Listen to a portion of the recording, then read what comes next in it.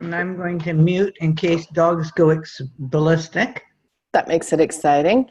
And I will welcome everybody to the happy hour on Boxing Day, which is December 26th. And instead of being at the mall, I am very impressed that people are here.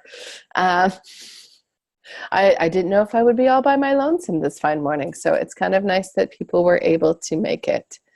I was going to talk a little bit about the Myers Briggs today and get into a little bit of that because I've been doing some work on a nonfiction book around using various counseling theories to create characters, and I was doing my work on the Myers Briggs, and I thought it might be sort of interesting for us to talk about.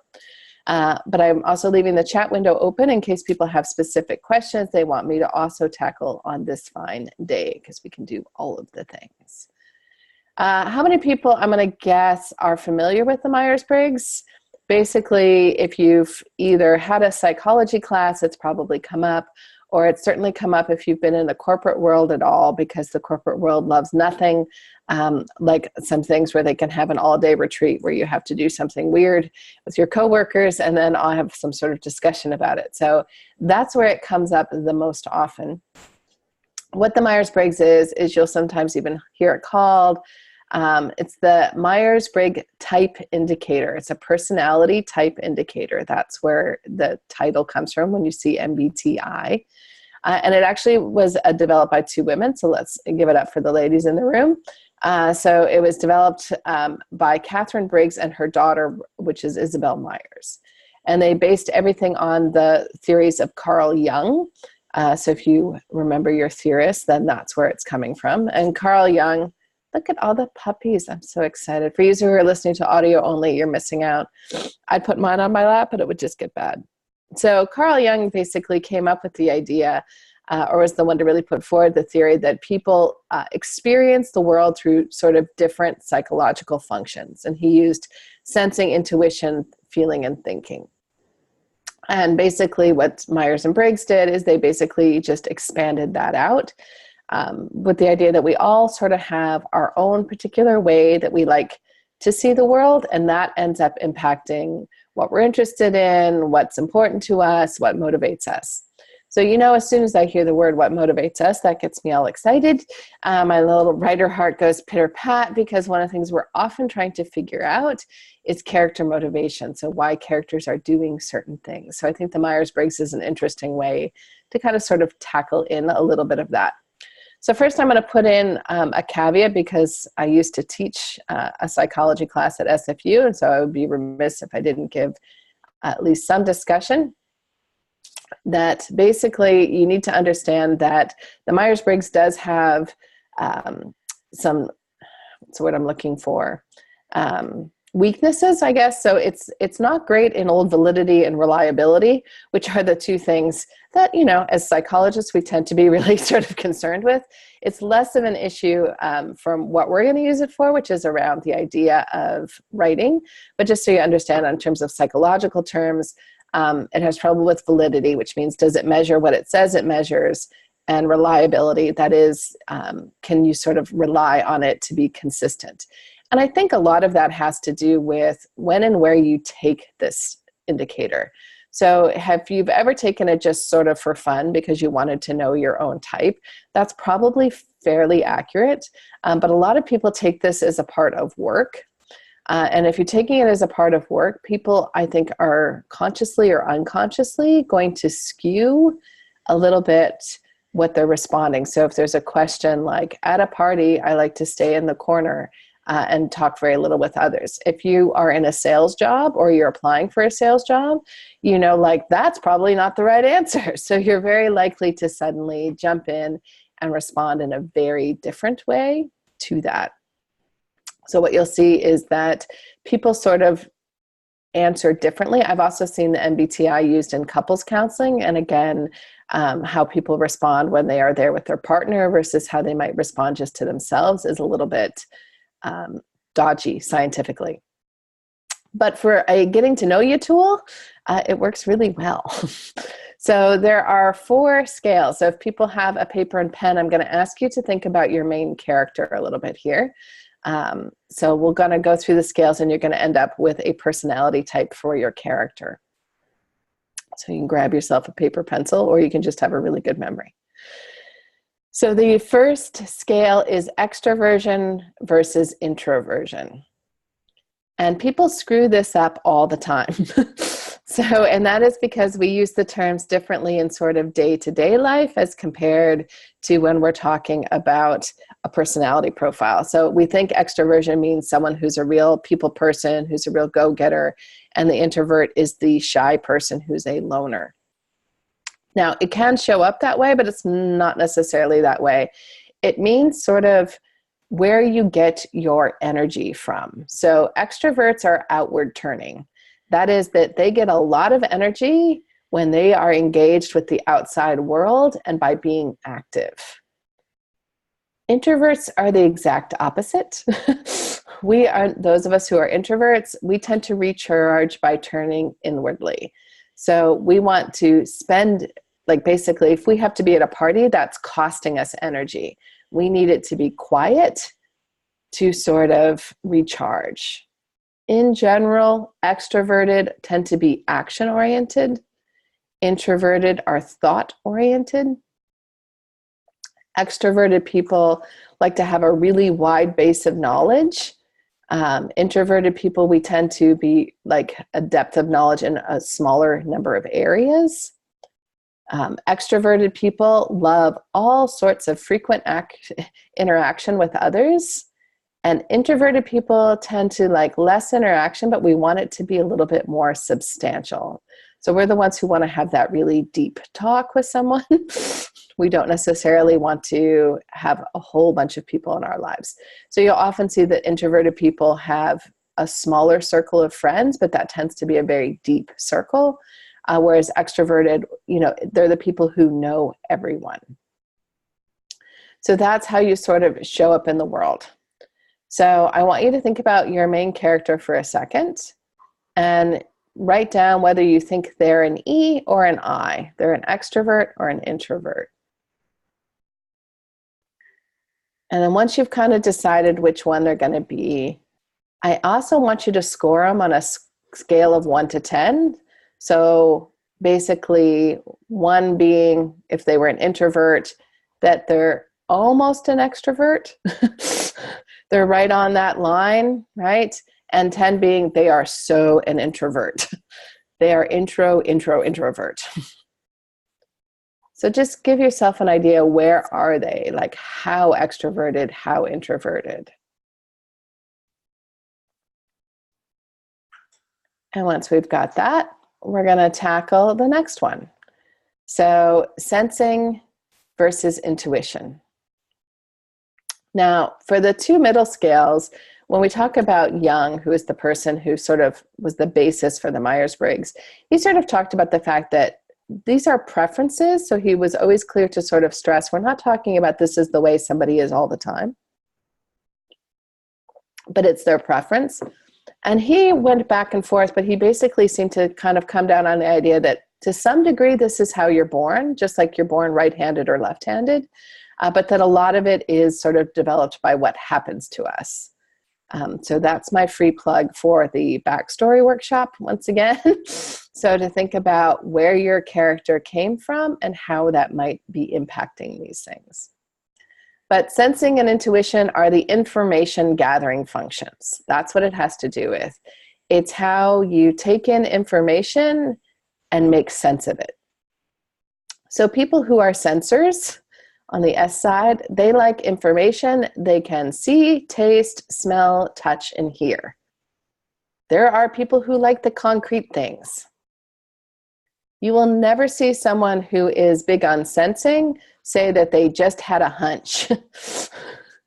These are people who like data and spreadsheets. Let's give a little show of hands for our Crystal and Tony out there. I think Bonnie, you're a spreadsheet girl too. Yeah, she's admitting it. So she's got a little bit of sensor in her. Those of us who might be on the other side, the intuition side. Oh wait, what's this, Bonnie? I like to straddle the line, just be right in the middle so I can have the best of both worlds. Well, and I think that's where it's interesting to think about, and partially why I'm asking you to score your characters on this sort of 1 to 10 scale, because, we talked about, sort of validity and reliability. Like, people, I think sometimes you come up with your code like, oh, well, I'm an INTP or whatever it is, and they think like that is who they are. But it's also how far you are on those scales, like how far along that you go, because the further you are, the stronger you are as one or the other, the more likely you are to default to that particularly. Whereas if you tend to be more in the middle, where it's like, well, I'm kind of a sensor, but I could be intuition, it sort of depends on the situation, what's happening, means that you're going to have probably a little bit more flexibility when it comes to sort of problem solving. And just so you, as an author who are sort of thinking about how characters are going to interact, means that it might depend on the situation which way they go. So if our sensors are the engineer types, the data types, I want to see it, feel it, touch it, you can kind of guess where intuition is going to go. People who are into intuition tend to be thinking about how information, hang on one second.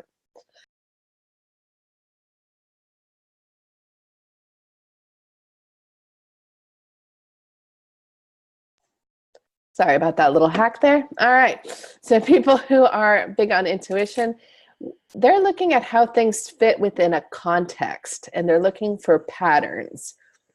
So they often are less concerned with the 5 senses and sort of understanding what might be beneath that data. These are people who, like, they will talk about, I'm going to go with my gut. Like when we talk about intuition in that sense, they have a feeling, there's something about it that sort of tells them this is the right thing to do. So, certainly one of the ways that you can see where we're going to go with this from an author's perspective is taking away your character's preferred choice. So if you have someone who's very high on sensing and they like things that they see, hear, feel, and touch, then you're going to make it so that all of a sudden maybe they can't trust what they're seeing, hearing, and like something has happened in their world, but they can't trust those things. Or for some reason they can't process some way in their particular way, or God forbid, they're stuck having to interact with someone who's on the exact opposite side of the scale as they are. So that's going to cause them all sorts of stress, right? So the person who is the intuitive person, who trusts their gut, who sees that work out for them, and suddenly they can't, it's going to bother them. So are they a sensor? Or are they intuition? So thinking about which one they are, they're sensing or intuition. And you're going to score them on, again, a scale of 1 to 10. So how strong are they? So 1 would be weak, which is they could straddle the line either way. So for Bonnie on the sensing intuition scale, she might be like a 1 or a 2.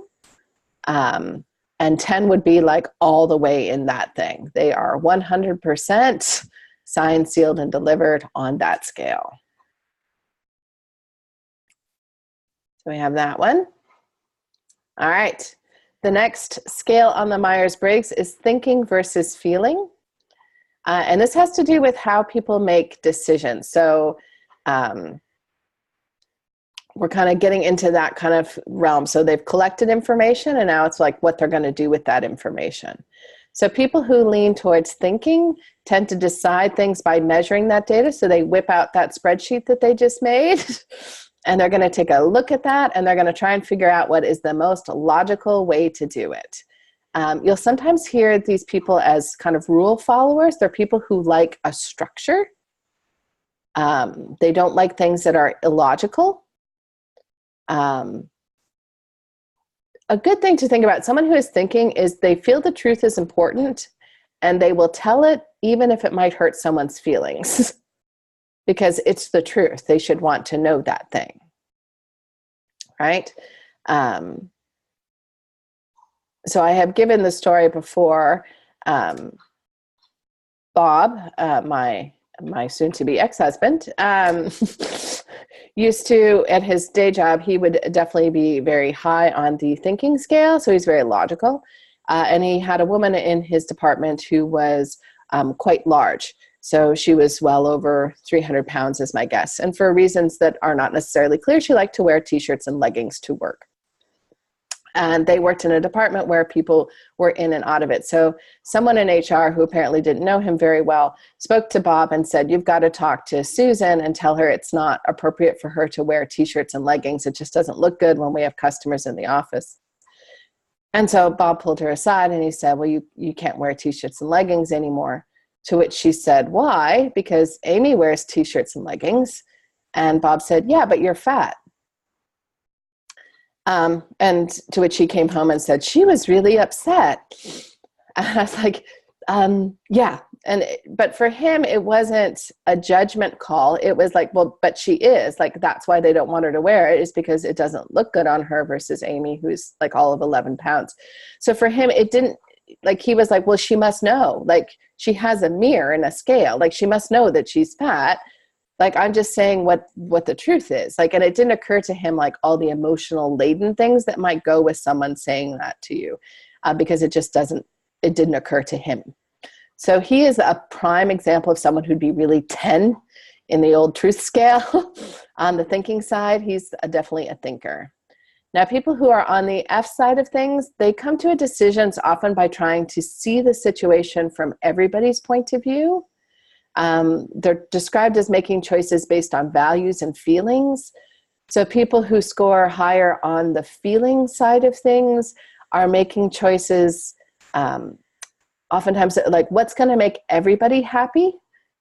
These are the negotiators in the crowd. So they're trying to figure out, well, Lily's going to want this and Bonnie's going to want that, but Tony's going to be the outlier. He's going to want this other thing. So how can I find something that's going to make everybody happy?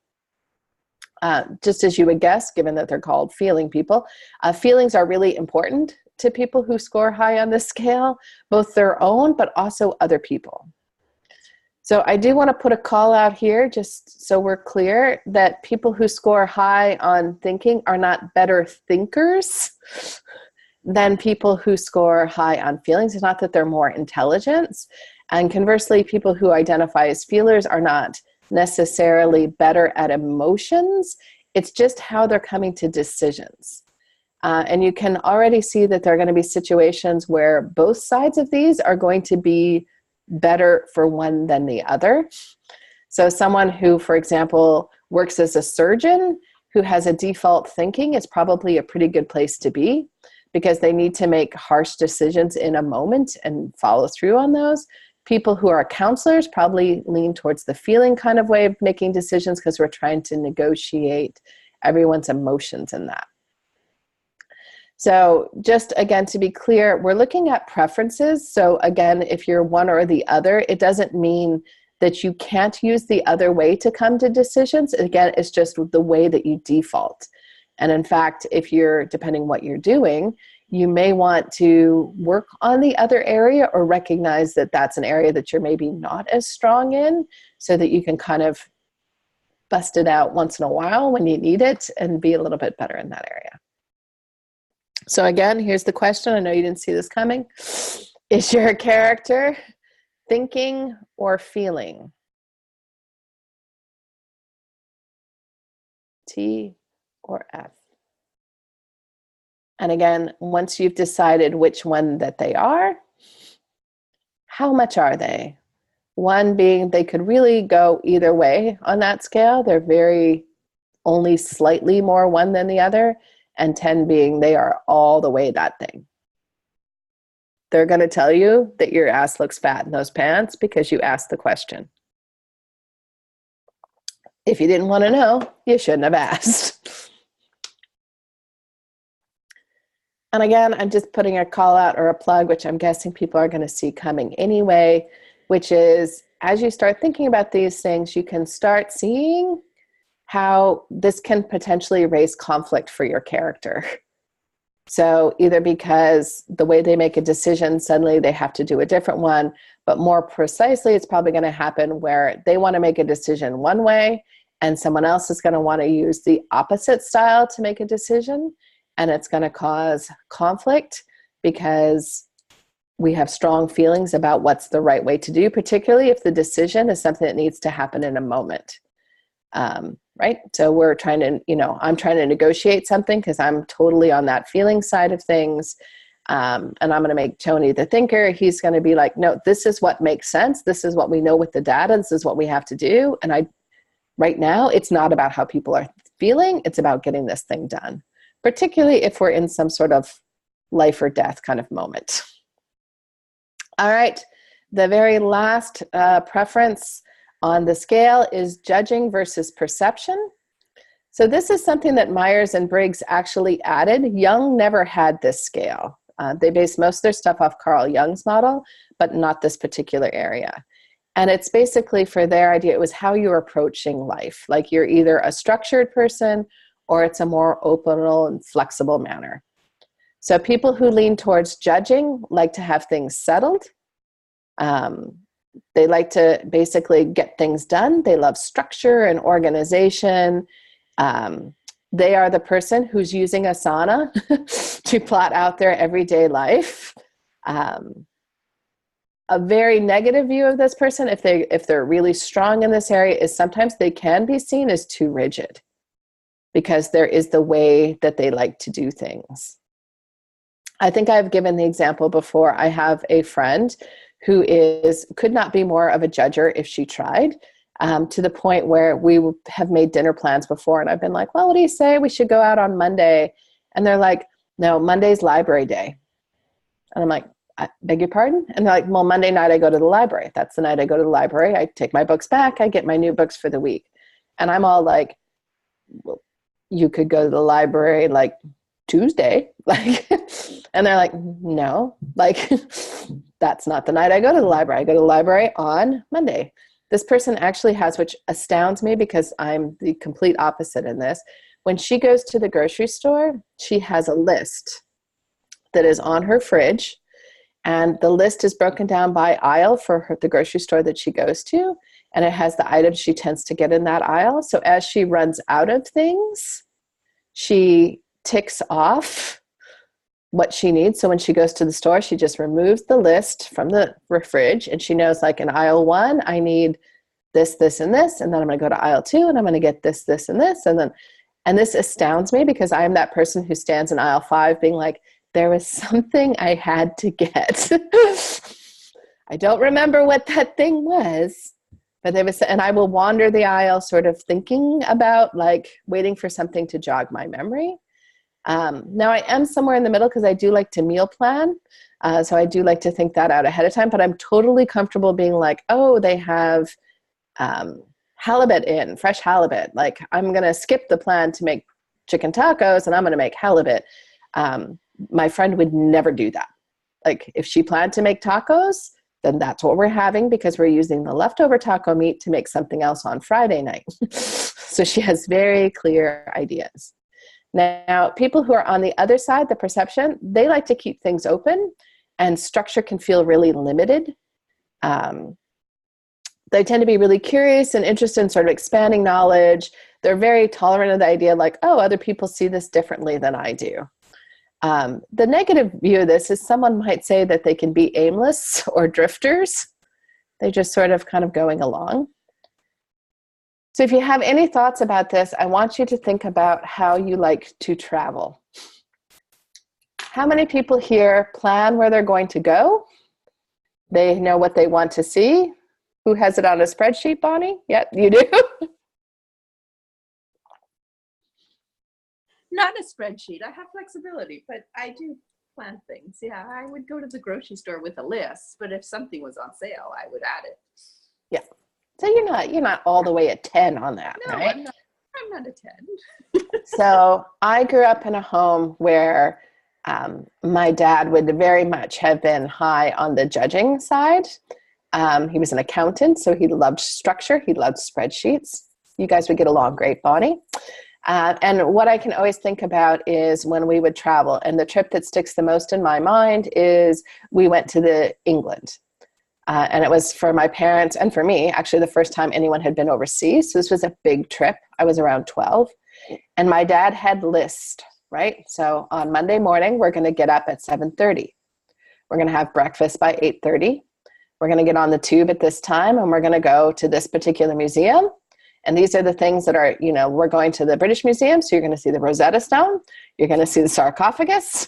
You're going to see, these are the things that you're going to see, because my dad has read everything in the guidebook about that. And then he's researched, and this was all pre-internet, which you have to give my dad some whoop, whoop, because this was all him writing away to places and getting information back.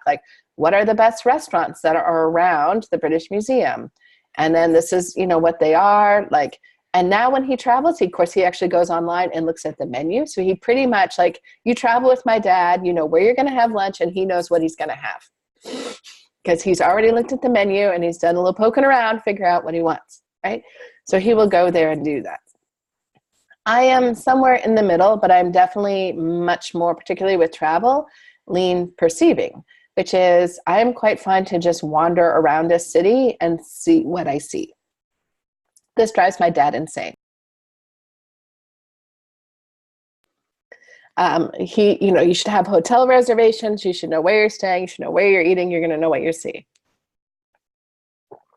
Or not. I'm quite okay with that. I will read guidebooks. I do have usually some ideas of what I kind of want to see in a particular area. I like to know what's going to be there ahead of time.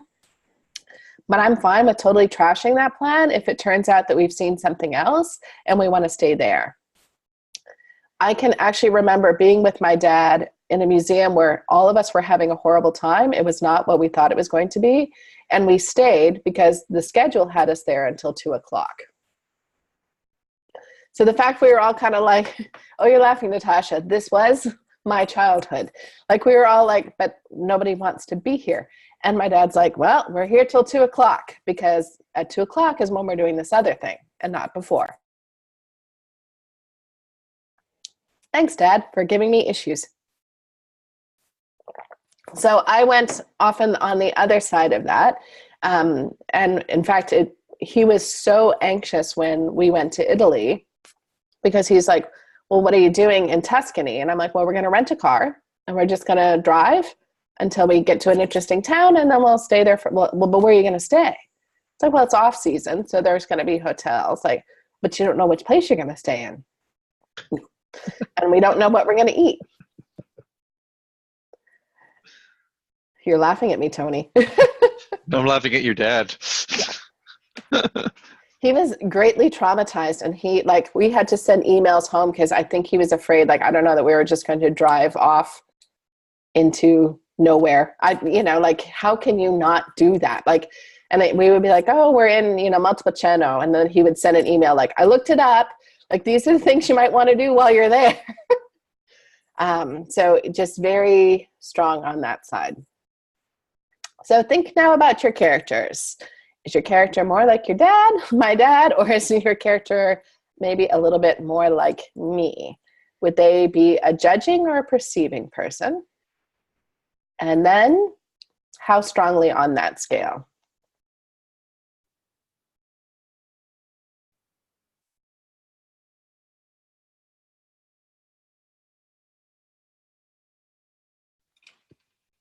And also thank you to Bonnie, who put up in the chat window if people didn't see. There's the online test that you can take. So it will give you some way, if you're not sure, or if you want to kind of see where they score, that will give you a way to do it. So do people now have a shiny little score for their characters? Is anyone willing to share their score? You can put it in the chat window, or you can tell it to me. We're scoring on each one. Do we add them all up or something when you say we have a score? No, just are they an INTP, or are they which is their thing? So again, the first one being extrovert, introvert, so they're either I or an E. The next one will be an S or an N, or an N. T or an F, or a J or a P. Okay, so Becca, I put her at an INFJ. INFJ. All right, hang on one second. Introvert, intuition, feeling, and judging. Although I was having troubles on the judging, perceiving thing, but I think that she actually is a little more organized than relying on her. So, hang on. INFJ. I'm looking through my thing. Where'd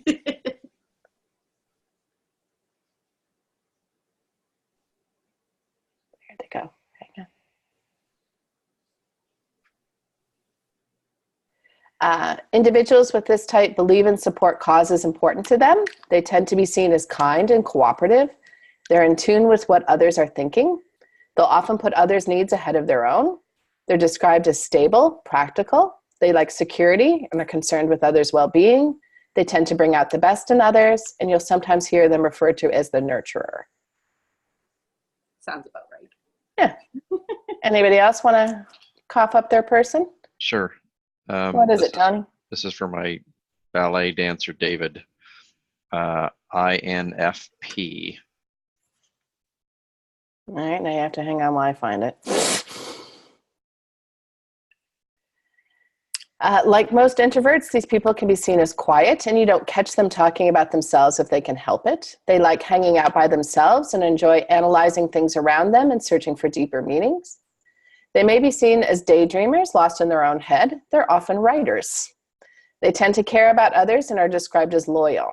You'll sometimes hear them called the idealist. And for the record, I'm an INFP, so it's a fine thing to be, if you don't mind me saying so. Well, what's interesting in the story is that he's the memory implant of the spy is the polar opposite, and I just realized that as we're going through this, right? So that's a good set of conflicts that I can bring out. You know, that just warms my heart when you say conflict, Tony. And yeah, I mean, what you're going to start seeing is that you can look up the type, and there's tons of stuff online, as you know, as Bonnie's pointed to some of it already. There's whole books that are on this. So one of my favorite books that I used to use in my day job was a book called Do What You Are. So it had, at the front of the book, it had a similar test to the one Bonnie's pointed to. So just a light version to kind of help you come up with whatever your profile was. And then it listed what occupations work really well for people who have those natural tendencies, like how to use your skill set. So again, I did a lot of career counseling. So for me, it was interesting to sort of set that up. But then again, as a writer, you can sort of look at, if you want to have a conflict, look up the opposite type, look what jobs those are, and then put your character in that type of occupation. So if it's the exact opposite of what they like or their natural tendency is, they may be unhappy in that occupation. Not necessarily, they may have found a way to work around it, but it is a kind of thing where sometimes we're pushed or encouraged by family into a particular area, which may not be a good match for our natural sort of set of where we are. So it can create challenges, and it can create problems where you suddenly are trying to figure out how or why to make something work. Anyone else want their character's horoscope for the day, which is sort of how it feels like to me. All right. Yes. And we actually opened Body with talking about the Myers Briggs has a whole host of issues from a scientific principles where we're not sure. It doesn't do great with reliability or validity. It's not super great on those scales, so it does have a little bit of weaknesses there. But it's a good kind of fun way to sort of play with your characters. So Carol's given me one more, which is an INTP. Look at all the I's in this crowd. Not a single E to be had. INTPs are people who are known for their logical approach. They love patterns, which means they're really good at picking out discrepancies, and liars, which I think is interesting. They tend to sort of have a good hunch for that. They're not so interested in the day-to-day practical stuff, but they like to turn ideas into sort of solutions. They value logic and competence. They tend to be a little bit hard to know. They don't want to necessarily be leaders or follow others. They tend to prefer to work on their own, and they're sometimes called the thinker. Dun, dun, the thinker. which always makes me think of the little statue guy doing his thing. Think, think, think, think, think. So where you can have fun with this, again, is you can go back and look at if your character was very low. So if they were, an INTP, but they were almost an ENTP, right? They were kind of right on that line. So let's see if I can find it real quick, because of course I probably can't. So ENTPs. So let's assume for a minute that Carol's was right on that line with that first scale. Individuals with this type are a bit quirky. They're extroverts, but they don't tend to like small talk. And they tend to do okay in social situations, but if they're in social situations with people who are really different from them, they can sort of find that challenging. They're logical. They like to be intellectually challenged. They like to talk theory and facts in detail, probably to the point where you're sick of hearing about it. They love to debate things. They love new projects, but they may let routine things slide. They're often referred to as the visionary. So you can see where there's some definite overlap there, but you can sort of see where those things are just maybe a little bit different. So why do I like the Myers Briggs? Well, one, it's fun. We used to call it, and when I was in grad school, we called it the Cosmo quiz of psychology. So it's that thing where it's not necessarily precise, but people tend to really enjoy this. This is why it often comes up at work retreats, because people love to sort of classify, like, oh, I'm an INFP. Oh, I am this, I am that. And they start to have certain things, and you will see things where they tend to sort of not necessarily always play well with each other. So we have a call out for the ENFP. The ENFP are people who are open-minded, flexible. They tend to have a broad range of things that interest them. They like to create their own path and dislike cookie-cutter solutions. They'll live according to the beat of their own drum, and they're often good at a range of things, provided they're actually interested in those things. They like new ideas. They're comfortable being outside of the box, and you'll hear them sometimes called the champion or the inspirer. And Natasha, in terms of where I'm getting it, I'm getting this from my shiny new book that I am writing on these very things. But what I've done is looked at the definitions, because they're defined in different ways in different books, and sort of cobbled together and brought a lot of those together to try and come up with one definition. But you certainly, if you just even just Google, like, what do these terms mean? Like, you'll find definitions. There are people who've done like full horoscope things for people with different patterns and all those kinds of stuff. What you will see, and again, this kind of gets back to that whole idea about validity and reliability, is oftentimes this score is changing for people. So, they may have been really strongly in one area, and as they get older and they add different life experiences, they move towards another. So again, this is that call out for why backstory is important. So what happens to them is going to sometimes change how they see things or how they interact with the world. So you'll keep that in mind. But I think the biggest advantage of this is, one, to sort of jumpstart your thinking. So if you're working with a character and you're trying to figure out what they're like, this can be sometimes a way to sort of help you do that. You can also find whole books that deal with very specific parts of this. There's like a book on masculinity and your Myers Briggs type, right? So how to deal with that. There's one on, teenagers and, Myers Briggs and various things. So there's sort of ways where sometimes you might look up and sort of be like, okay, I want to work on this particular area or see how this might manifest for my character. You're going to see, particularly in this book that I'm working on around using counseling techniques, is if you're using only craft books, you are missing a huge section of the library which can help you with characters. So get thee to the self-help section of your library, not just for yourself, although by all means feel free, but you will find there are books on every possible topic and issue. So if you have a character that loves too much, there's a book for that. If you have a character that loves too little, there's a book for that. If you have a character that is, struggling to communicate, there are books to help them with that. If you have a character that is struggling to learn to take risks, there are books with that. So you can check out a book, like almost basically go to the library as your character and have them identify, like, I really need to work on this area. And you can get out a book that might help you figure out how they're going to grow or change. over the course of the book, because self-help books are full of case studies and examples and all sorts of things that you can kind of bend and use to your own will. So the Myers-Briggs has a lot of that. And Tony's character is perfect because he has a character who is one type, the INFP, who's been, basically dealing with the fact that they have another person's memories downloaded into them. And with those downloaded into them, which is the exact opposite of theirs. So you can imagine already, like which Tony had set up without even knowing this, because he's a genius, of course, is the fact that those are going to butt heads constantly, because one part of his personality is going to want to do one thing and the other part's going to want to do the exact opposite of those things. And that's going to create friction. It's not necessarily a bad thing.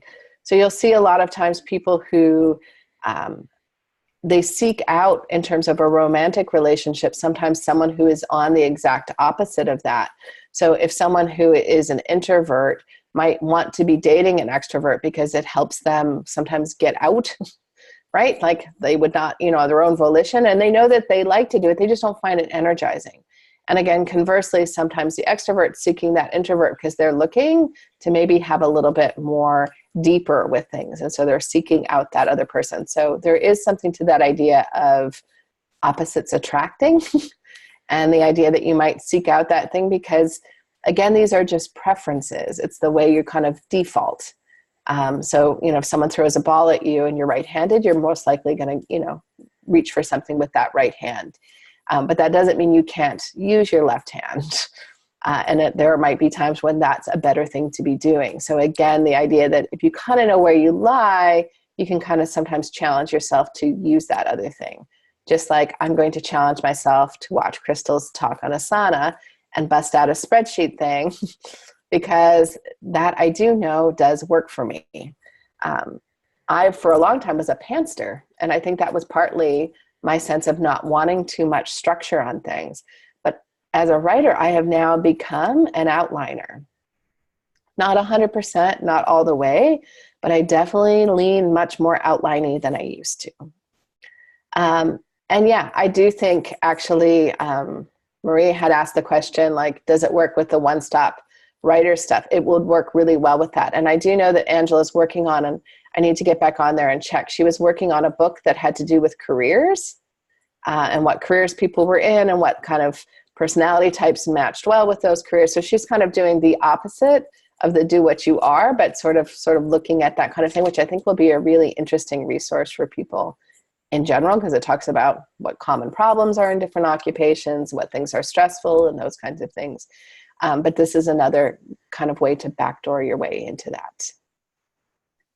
Any questions or deep thoughts on emotional intelligence? This is Myers Briggs. I noticed that, because I did multiple characters, I noticed that I tend not to make any of them extroverts. But the other values, because I kind of lay somewhere depending on the situation, it was easy to change them for each character, and I naturally could do that and explore that. Any suggestions on how I could push myself to actually write an extroverted character? Well, one is setting up like, okay, is there a character that it makes sense for them to be an extrovert? And if yes, then challenging yourself when they come to decision points. And this is the same of any type of thing, is we all default to how we would respond to things. I don't know if you can get away from that. That just is who you are, right? Like there's that kind of thing. So thinking about how is that going to work, right? So how is this person going to respond differently than I am? And for me, sometimes it is just actually stopping when a character's at a decision point. And I often I write without even thinking in a draft stage, like, oh, this is what they're going to do. And then I ask myself, is that what they're going to do? Or is that what I would do? And those are not often the same things. I often tend to write a lot of introverts. And I think that EI scale is sometimes one of the ones that is sometimes a little bit more challenging for people. But sort of thinking like, okay, like how is this person going to respond? But doing it for multiple characters the way that you did is a nice idea, because you can start to see like, is everybody in your like little group all exactly the same. And that's not necessarily a bad thing, but if they have different skills in those areas, one, there's going to be some conflict. But two, there's also going to be some better resources. So it's the kind of thing where the person who is all about the sensing is going to be like, oh, wait a minute, look at that. Let me do this. Let me, chemically analyze that thing and understand what's going on, right? And it's nice if they're paired with someone who sometimes can be like, wait a minute, I think something else is going on. My gut's telling me that what we're seeing isn't right. So yeah, it's also a source of conflict, but it also expands your problem-solving capabilities. This is why, again, I used to do these workshops in work environments all the time. So I would be the person who was set out to show up at your office and make you all fall backwards into each other's arms and learn how to trust one another. But we had a whole workshops around kind of understanding that one is not right and the other is not wrong, which is very hard for some people to wrap their heads around because there's the right way to do things. Like obviously the way to do things is to measure the data, right? If you're not measuring data, then what are you doing? You're just going off your gut, right? But there are times where the gut is exactly what leads to the leap. And oftentimes, again, because I used to work in healthcare environments a lot, people would lean towards that sensing things. People who tend to go into the sciences tend to lean towards those. But oftentimes big leaps in terms of scientific discoveries are made through intuition. So it's made from someone who's looking at data and goes, wait a minute, there's something else here, and is willing to try or do something way out. So we want people to have an appreciation that there's a real advantage to that. What happens if or how do you classify somebody who's sort of a egotist or narcissist? What's the Myers take on that, or what's the? Well, they would come down to a couple of different things, because on the ear-eye scale, they could actually be either. Because they're either an egoist who's, but they still recharge from getting being by themselves. Mm-hmm. I tend to think they probably would lean extrovert, because egoists are people who are wanting that interaction. They're wanting feedback from other people. Right. So I think they would lean extroversion, but they wouldn't have to. On sensing or intuition, I think they could actually go 100%. Oh. Did other people lose me, or just hello? Bonnie, can you hear her?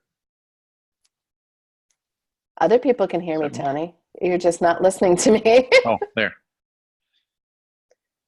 Men, they just don't listen. All right. I was saying on the sensing intuition, I think an egoist, someone who's a narcissist, probably could go either way.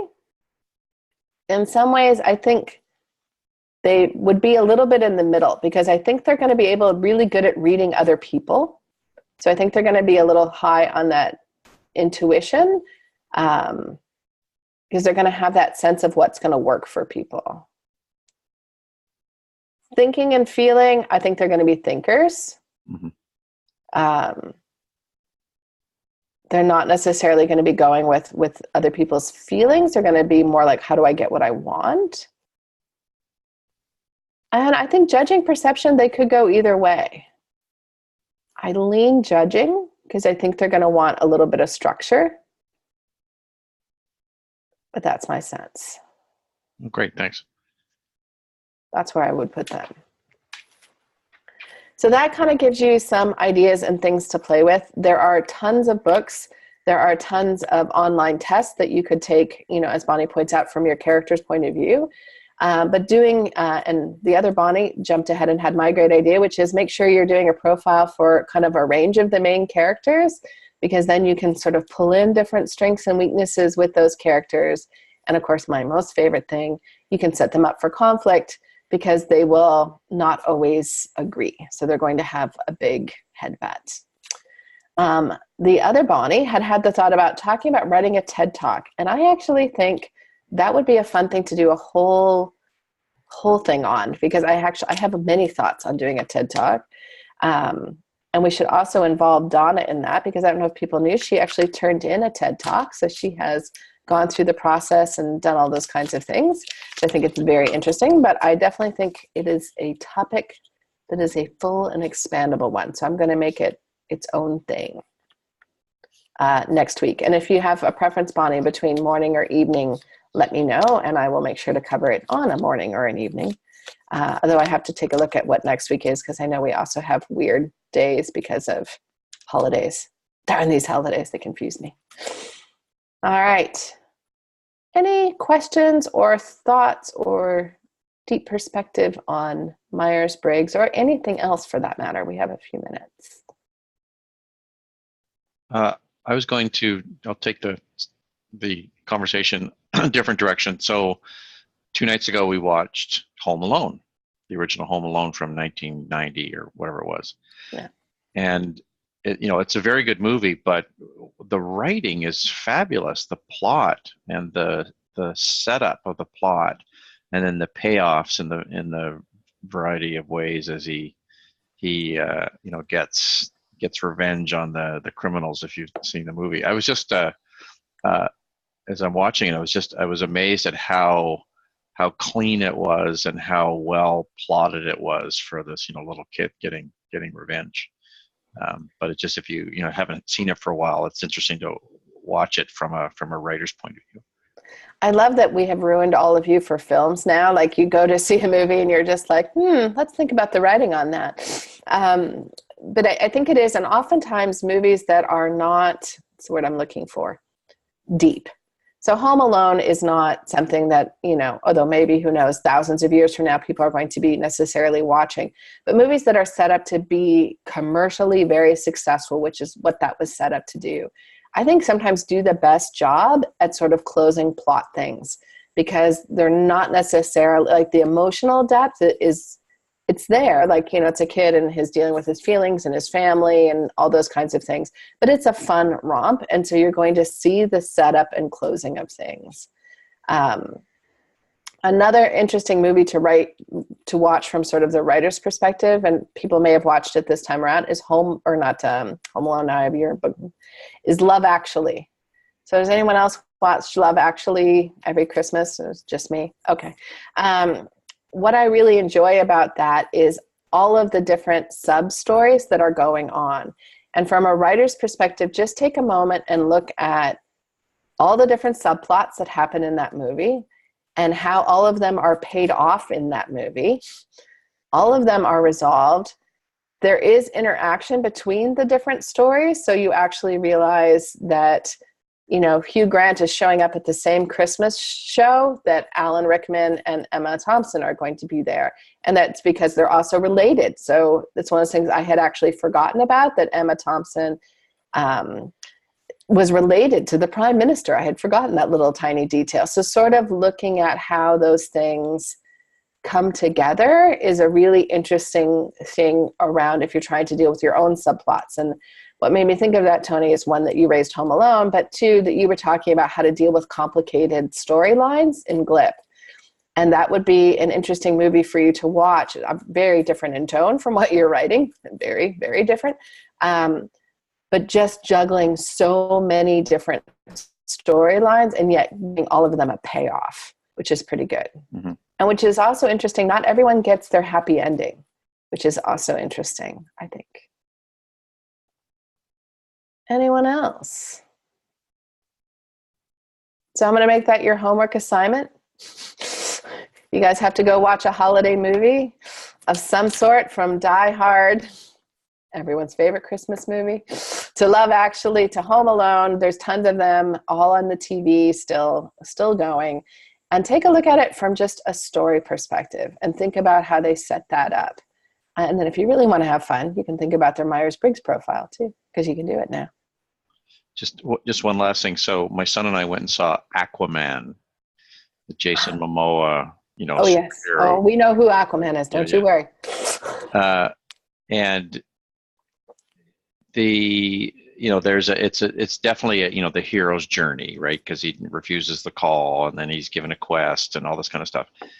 But there's a couple of other subplots that they've added, and I'm shaking my head, go, what the hell? Why is that there? Like, it's sort of an unnecessary subplot, and it was a long movie. Like, it was 2 hours and almost 15 minutes.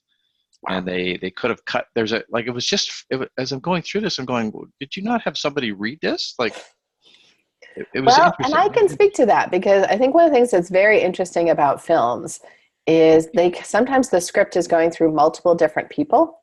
Yeah. And different people are adding different things. And here's a little tidbit for you that you may not know. The Writers Guild makes a decision about who gets credited on a movie. So just because you wrote one of the early screenplays doesn't mean that you necessarily will get credit on the movie. It has to do with how much of what you wrote is in there. So sometimes a writer who is coming on later, who is really, really just being asked to do a polish kind of thing, like up the humor, make it more this, make it more that, will add certain things because they want a certain percentage of it to be their unique words, because otherwise they're not going to get credited on the film. Interesting. So sometimes you will see that happening. You will also see that you are often writing a screenplay for committee. So depending how many producers are involved, and I'm going to guarantee that something like Aquaman has a shit ton of producers, and they are all going to have their own weird thing where it's going to be like, you know what I really feel like it needs is I feel like we have to have something that talks about the declining thing of coral reefs because that's my personal project. And the 20-year-old woman I'm dating on the side from my wife loves the coral reefs. And so I promised her it would be in there. And so they're going to push and push and push. And if they're a big enough producer or somebody in that process, they're going to get their coral reef subplot, even though it has dick all to do with the rest of the movie. So you will see things where the writer is tapping things on, like where they might be having the same conversation you're having, Tony, which is like, I have no idea why we're adding this. We're just distracting. But it's really important to someone else who's involved in the movie, and that person's a decision maker. So it's getting tacked on in that way. Interesting. Yeah. And then lastly, I don't know, just because I'm not, I like the superhero movies, but I'm not a big enough fan, is what things they may be setting up that connect to other things within the Marvel universe, right? So, they're doing all these obviously mashup movies, so there may be this effort to try and include something else.